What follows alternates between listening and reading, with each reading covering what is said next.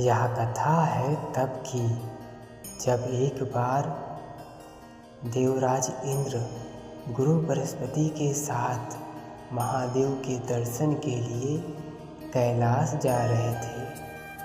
तब महादेव देवराज इंद्र की परीक्षा लेने के लिए एक साधु का रूप धारण कर उनके मार्ग में साधना के लिए बैठ गए।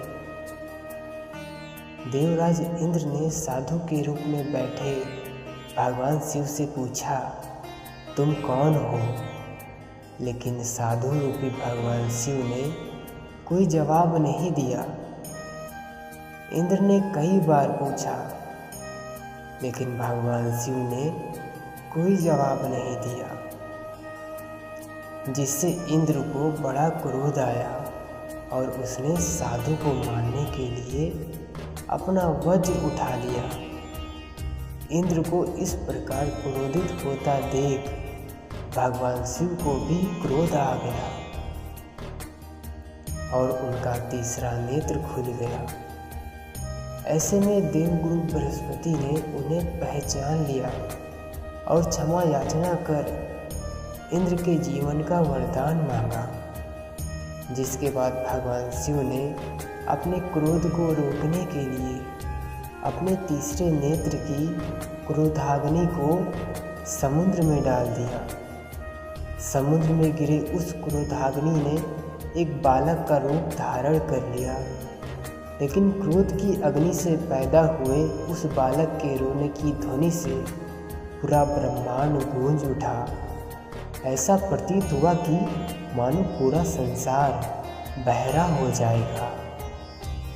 उस नन्हे बालक के इस प्रकार से रोने की वजह से सभी देवता घबरा गए। जिसके बाद सभी देवतागण उस ध्वनि को सुनते हुए बालक के पास पहुँचे। समुद्र में पड़े उस बालक ने ब्रह्मा जी को पहचान लिया और शीश झुकाकर नमन किया। प्रसन्न होकर ब्रह्मा जी ने उस बालक को गोद में उठा लिया और स्नेह करना चाहा।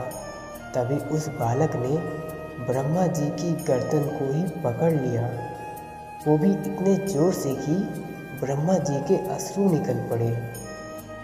जब किसी तरह ब्रह्मा जी ने अपनी गर्दन को उस बालक से छुड़ाया, तब उन्होंने उस बालक का नामकरण किया।